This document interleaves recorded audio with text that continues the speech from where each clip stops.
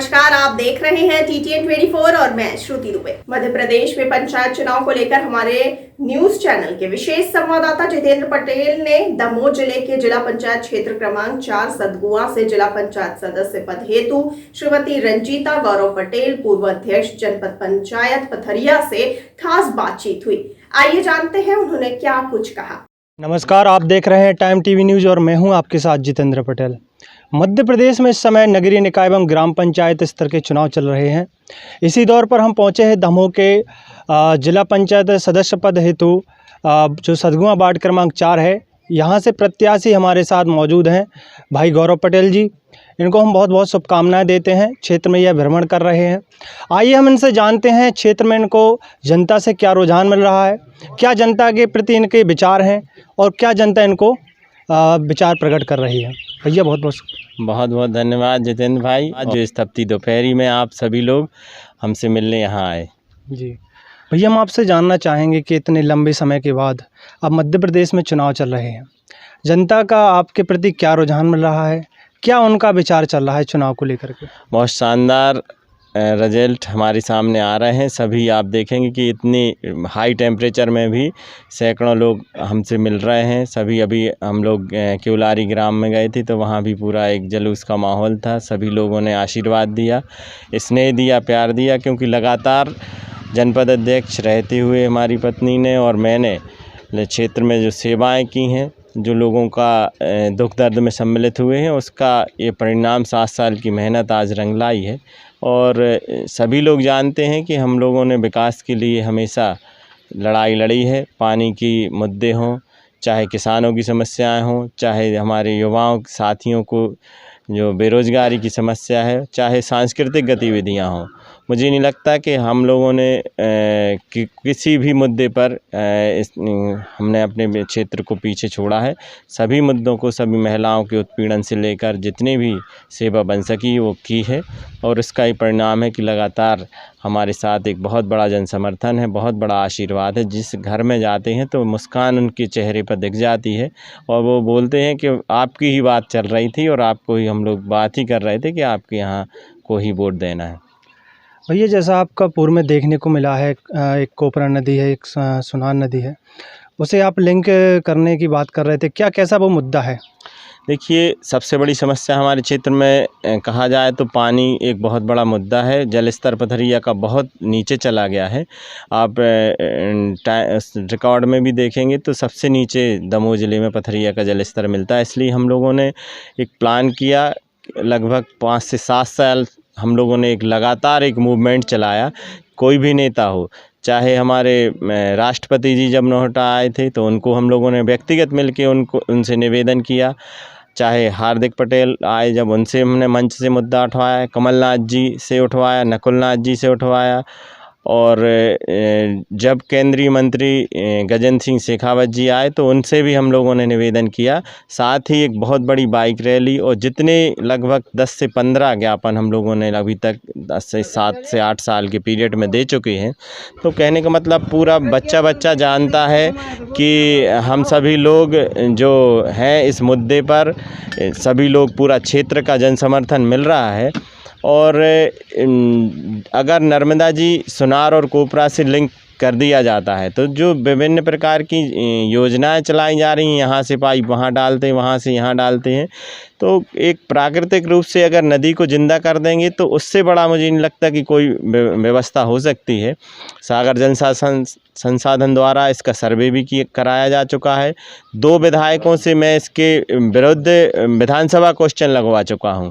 और सोचने की बात यह है कि जब विधानसभा पर पटल पर अजय टंडन जी ने क्वेश्चन लगाया तो माननीय मुख्यमंत्री जी शिवराज सिंह का उस पर जवाब आता है कि इस प्रकार की कोई योजना नहीं है, ना कोई ऐसा सर्वे किया जा रहा है। ये हमारे पास लिखित है, इसमें हम एक प्रेस कॉन्फ्रेंस भी बुलाने वाले हैं।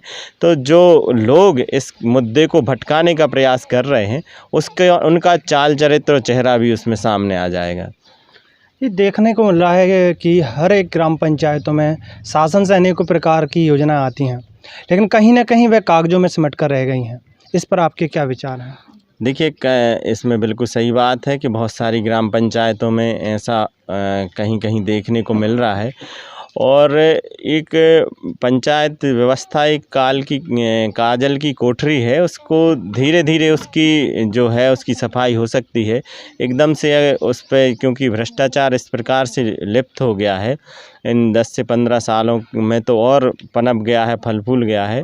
उसको धीरे धीरे हम लोग प्रयास कर रहे हैं कि उसको सफाई की जाए, और यही हमारा उद्देश्य है कि जनता की सेवा के लिए अगर स्वच्छ और साफ व्यक्ति सामने आएंगे, शिक्षित लोग सामने आएंगे, तो वह निश्चित रूप से जो मूर्त योजनाएं हैं वह जनता के तक पहुंचेंगी भी, और भ्रष्टाचार की कमी भी होगी। साथ ही जनमानस से भी यह निवेदन है कि आपको 5 से 7 साल में अभी मौका मिला है, तो आप ऐसे व्यक्ति को चुनें, चाहे वो सरपंच हो, जनपद सदस्य हो, जिला सदस्य हो, कि जो आपके क्षेत्र के विकास के लिए लड़े, युवाओं के रोजगार के लिए लड़े, ग्राम पंचायत के विकास के लिए लड़े।